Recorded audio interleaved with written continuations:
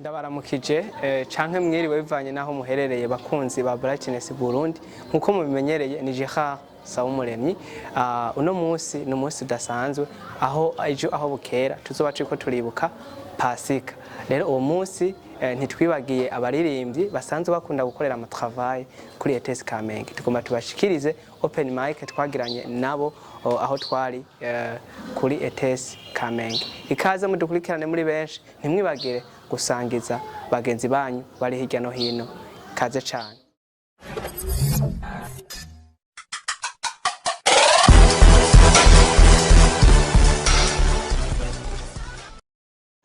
Sawa. Ego. Mushobora kutwidondora? Banitwa Estera. Estera usanzwe usengera he? Sengera mu eglise bitwa Jijisi. Jijisi? Okay. Mbeje hari umunsi mukuru uwo? Ejo. Umunsi mukuru w'izuka rya Yesu. W'izuka rya Yesu. Kwijambo rimwe bahora bawita gute? Pake. Pake. Pake ngira Gifaransa mu Kirundi. Mu Kirundi ngene n'izuka rya Yesu. Okay, cyane Pasika. Yana bakunda kuvuga. Pasika. Okay. None Pasika isigura iki? Pasika. Pasika isigura twibuka izuka ry'umwami Yesu Kristo. Yatupfiriye ku musaraba. Uhora usoma Bibiliya? Yeah. Nikihe gitabo ca mbere batangura kuvugamwo Pasika? Igitabo ca mbere bavugamwo Pasika.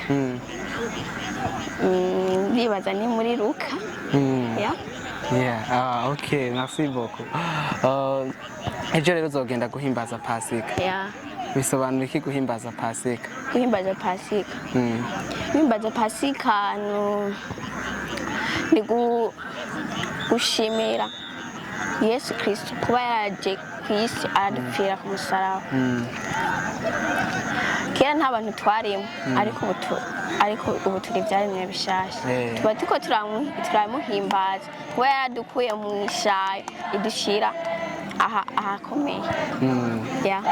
Nikihe kintu wumva wobwira Yesu hamwe muhuye ubunyene wacu mubwira gute? Nobwira ati thanks Jesus. Kuba warampfiriye ku musaraba. Kuba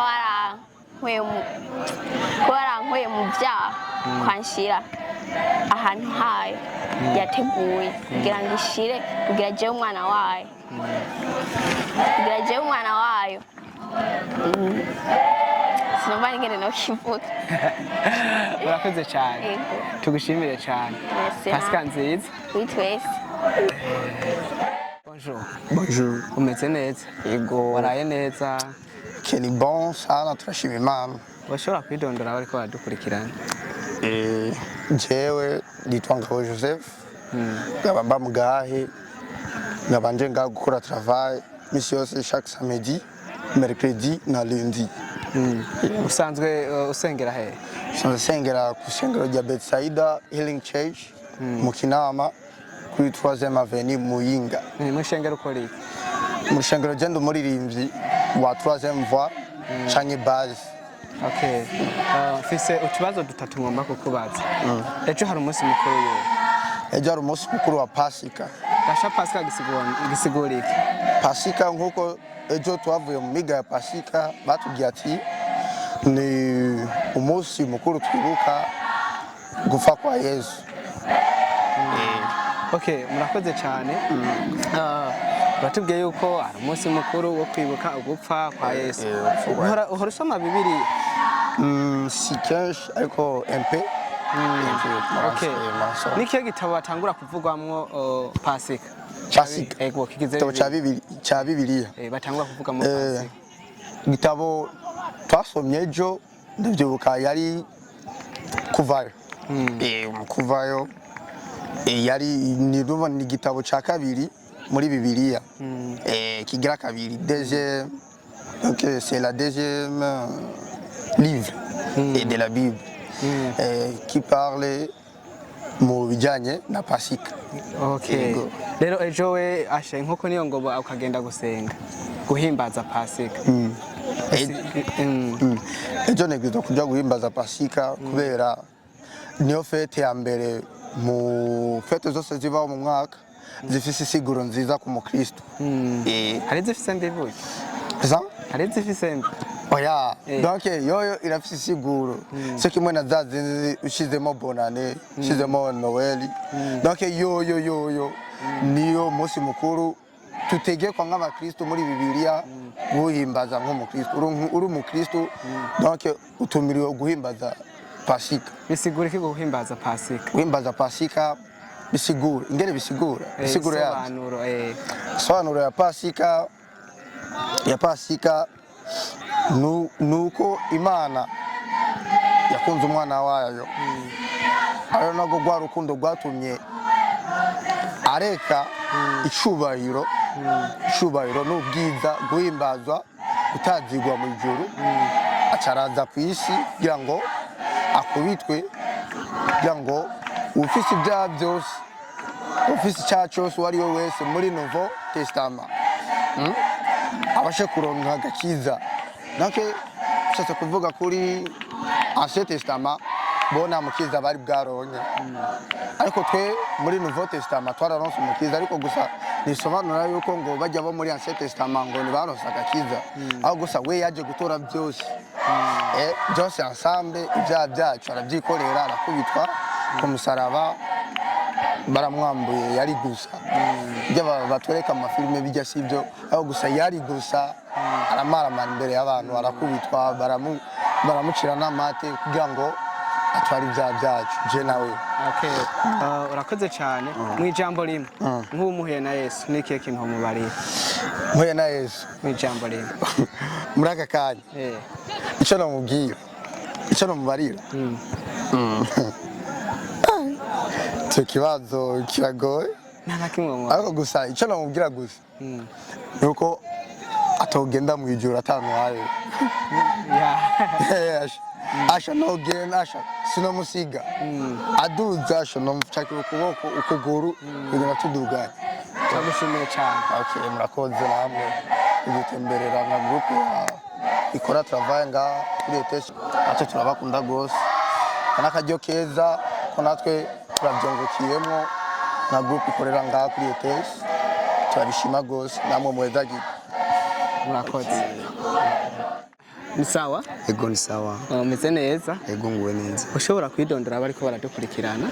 Ku mazina nkaba nitwa Amour Dieudonné ku mazina abavyeyi. Nkaba ndumuhimbaza ndumuririmbyi ahimbaza Imana mu buryo bwo kuririmba. Asengera hehe? Vision de Jésus mu Ngagara muri 10 amanga kuri ETS niho tuza gukora kwinonora igorge kwinonora amajwi yacu. Ego fise itubazo duke twonye nshaka kukubaza. Ejo hari umunsi mukuru yo ejo mukuru wa Pasika.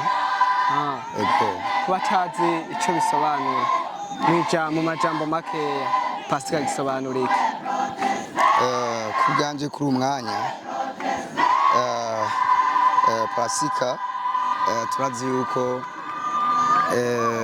icyo kibazo kuri umwanya réponse niyazana turagisima tujya kugerukako. Okay, usoma Bibiliya? Yego murasoma Bibiliya. Nikihe gitabo ca mbere kivugwamo ijambo Pasika? Iki igitabo ca mbere muri Bibiliya bavugamwo ijambo Pasika dutangura kubibonamo? Boje kukubwanje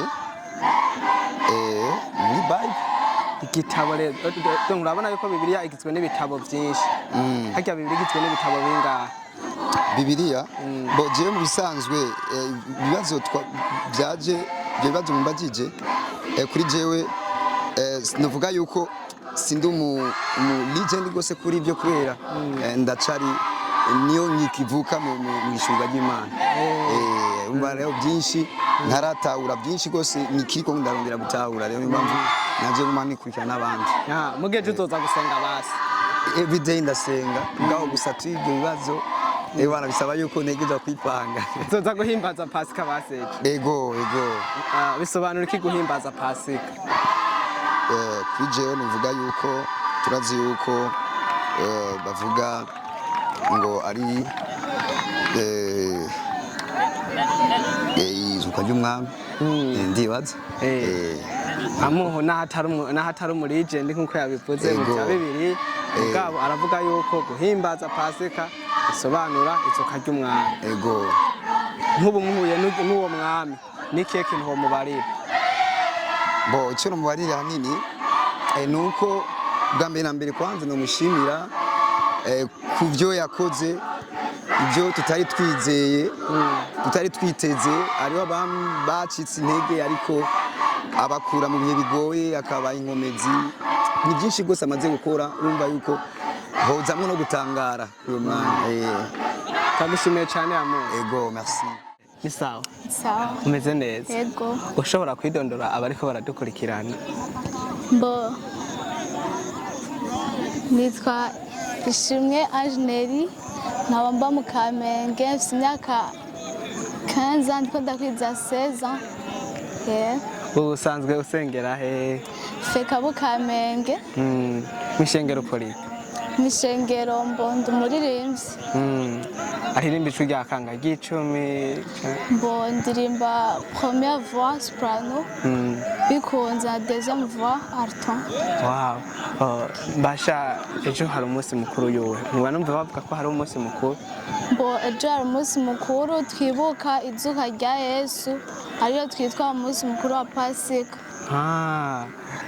none pasika isigura iki ku batabizi bya pasika isigura iki mbo pasika kuri jewe nuko nibuka ko Imana yatanze umwana wayo ava hera zano mu isi kugira ngo aducungure yaremeye arabambwa pasika rero n'umunsi yazukira igihe aducungura okay ku batabizi cyane ku badasoma bibiri kuko ndazi urayisoma n'ikihe gitabo ca mbere dutangura kubonamwo ijambo pasika muri Yohana murakoze cyane ejo rero aho bukera inkoko niyo ngoma ukagenda guhimbaza pasika yego bisobanura iki guhimbaza pasika mbo guhimbaza pasika ni umunezero udasanzwe kuri jewe kubera nacunzwe n'amaraso ya Yesu nk'ubu muhuye na Yesu n'ikihe kintu ca mbere womukorera ikintu ca mbere nomukorera mbo ni ukumushima gusa ni umwunamira kuko arabikwiriye urakoze cyane murakoze ni sawa ni sawa cyane umeze neza turashima mushobora kwidondora abari ko baradukurikirana amazina nkaba nitwa Cynthia Mugisha nkaba ndi umuririmbyi naramenye Kristo ego nkaba senga muri Eglise Lumière Internationale de Jésus-Christ mu Ngagara okay mwishengero usanzwe uririmba naho nyene ego ndi umuririmbyi tujya kanga ndakunda kuririmba rya kabiri cyane cyane ndarikunda gose ego sawa gira umunsi umwe ririmba akaririmba kamwe numve ko iryo rya kabiri nyene kaji eka ndirimba irya mbere naje ndaririmba bwiza bwawe ndaturuku mese mwami ndavuga kuruwera we ubereye guhimbazwa ndaririmba ubwiza bwawe ndaturuku meze mwami ndavuga kuruwera we ubereye guhimbazwa mfise utubazo dutatu twonyene ejo hari umunsi mukuru yuwe ejo ni umunsi wa pasika wo kwibuka izuka rya Yesu Kristo abatazi pasika ico gisigura pasika gisigura iki pasika bisigura kurengana ndibuka mu gihe c'Abisirayeli niho habaye pasika ya kabiri niko bibiri tubwira ko pasika ya mbere yabaye muri Edeni igihe Adamu na Eva bacumura pasika ya kabiri naho yabaye umunsi abisirayeli bariko barashaka gushika muri ca gihugu c'isezerano rero pasika ni ukurengana. Ni kihe gitabo ca mbere bavugamwo pasika? Igitabo ca mbere bavugamo pasika ni Yohana. Ego gusa nashaka gupatasha akajambo gato kari muri Yesaya igice ca 53 ku murongo wa 6 niho hatubwira neza ati twese twazimiye nk'intama, twese twagenze abagi, umuntu wese mu nzira yiwe uhora amuremeka ibigabitanye vyacu twese. Ego urakoze cyane. Ejo rero aho bukera uzogenda guhimbaza pasika cyane gose. bisigura iki guhimbaza pasika? Guhimbaza pasika mu majambo make kubwanje numva ari ukugenda kuninahaza umukiza yemeye asiga ubwiza bw'uwo mu ijuru aza kuducungura, yiyambika ishusho y'abantu aza kuducungura. nkawe uri kuravuga umucunguzi nk'ubu muhuye n'uwo mucunguzi yagucungura, ni ikihe kintu womubarira? Ndumva atakindi utari kumushima no kumuninahaza, tumushimira ku ciza yadukoreye kuko yaremeye igicumuro, yemera yambara ibigabitanyo vyanje kugira ngo jewe nite umwana w'Imana, kugira ngo nzobone bwa bwiza bwiwe. Numva atakindi atari kumuninahaza no kumuhimba. Turagushimiye cyane. Murakoze cyane. Ni sawa? Ni sawa. Mushobora kudondora abariko baradukurikirana? Nitwa Guhimbaza Don Faveur worshiper. Faveur worship. Ako naka AKA canke n'akantu nyene kiwanje nk'umuntu nyene nisangije nk'umuntu nyene ahimbaza Imana. Okay. Faveur. Mazina yawe Migambi y'Imana. Don Faveur. Faveur worship. Nayafashe ku mutwe, nayafashe n'ingoga. Je mfise utubazo dukeyi twonyene. Abatazi Faveur asengera hehe, akora iki mw'ishengero? Faveur asengera muri Pentecote, ni umuririmbyi kandi ndanabikunda. Aririmba ijwi rya kangahe? Ry'indwi, ry'umunani, ry'icenda? Oya, irya mbere, irya kabiri, irya gatatu, sauf irya kane. Kumenga ni iry'abagabo. Ariko ni irya gatatu ni iry'abagabo? Irya gatatu oya, irya gatatu turi capable yo kurishobora. Meme n'irya kane hari abo bishobora ndibaza.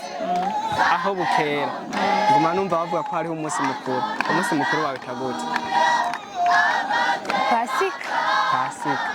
Ku batabizi pasika gisobanura iki? Pasika ni ugupfa n'ukuzuka k'umwami wacu Yesu Kristo. Uhora usoma Bibiliya ga Faveur? Ndayisoma rimwe rimwe. Okay, n'ibihe bitabo basimaze gusoma? Ibitabo ndasoma muri Zaburi, muri Yohana, Matayo, ibintu nyene nk'ivyo nyene. Ndumva vraiment uhora usoma muri biga bitabo byose umaze gusoma canke n'ivyo umaze kumva canke bamaze gusomera mw'ishengero. Ni ikihe gitabo tubonamwo batangura kuvugamwo ijambo pasika? Ijambo pasika? Okay. Muri Luka, hama Matayo. Aho bavuga ati aha niho batangura kubivugamo. Nibaza ko ari Luka kweri.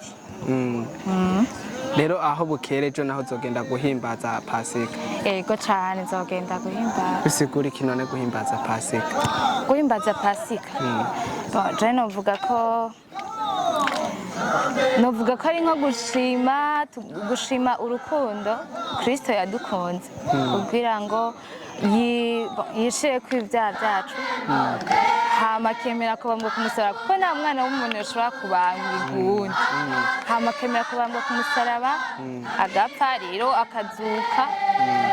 Novuga ko ari nko gushima urukundo rw'Imana. Hamwe muhuye na Yesu ni ikihe kintu womubwira canke womukorera? Ico nomubwira canke womukorera? ico nomubwira kwanza kuko nomushimira cyane asha bimwe rero bivuye ku mutima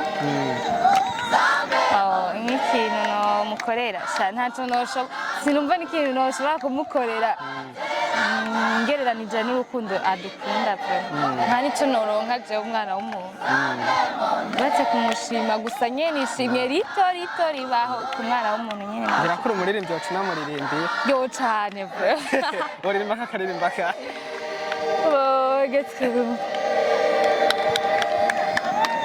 warakoze Yesu warakoze mwami w'abami warakoze Yesu warakoze nabyo ndabizi kuririmba tuburabizi turagushimiye cyane rero ego murakoze nawe ni sawa mushobora kwidondora abariko baradukurikirana nitwa Iranyumvira Moise Moise asanzwe akora iki asengera hehe so ndi umuririmbyi sengera muri God is Glory Church GGC God is Glory Church GGC akuri Kotebo okay fise utubazo 10 ngira 10 namahoro dutatu amahoro okay ejo hari umunsi mukuru uyu ejo hari umunsi mukuru aho twibuka izuka ry'umwami wacu Yesu Kristo benshi bazi nka Pasika Pasika gisobanura iki Pasika ni umunsi twibuka yuko Yesu Kristo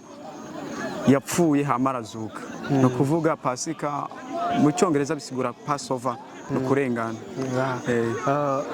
kuba dasanzwe basoma Bibiliya ngaho nibaza kuyisoma ndayisoma niki gitabo cyambere batangura kuvugamwo iri jambo Pasika igitabo muri bijya bitabo bya Bibiliya igitabo cyambere ntacyo nzi neza ariko Pasika biratangurana cyane gose na biriya bitabo Mose yanditse kubera ko abisirayeli ari gihe bari mu buja muri Egiputa ariko hagera igihe ababwira ati burya rero tugira tuve mu buja ariko umuntu wese aze kwica intama hanyuma asiga amaraso ku kibambazi komsa aho umwasi cyangwa uwarimbura icyo gihe abantu aca aza gusanga hasize amaraso yacarengana murakoze cyane ejo rero uzogenda guhimbaza Pasika ejo nzogenda guhimbaza Pasika bisobanura iki guhimbaza Pasika so guhimbaza Pasika nabivuze no kwibuka izuka ry'umwami wacu Yesu Kristo no kuvuga ejo tuzogenda guserebura yuko Yesu Kristo abantu benshi ntibazi yuko Yesu Kristo yazutse twe ejo tuzogenda guserebura tuvuga ati Yesu Kristo naho yapfuye ntiyaheze mu mva yarazutse abantu benshi reba bimenye Yesu Kristo yarazutse cette fois-ci ni muzima niwe dutazira ejo tusoba tugiye kwibuka kubera yazutse kera tusoba tugiye kwibuka izuka giwe ntamwe mwahura na Yesu nikiye kintu cyambere umukorera so hamwe twahura na Yesu no mushimira ko yampaye ubuzima tu merci beaucoup thank you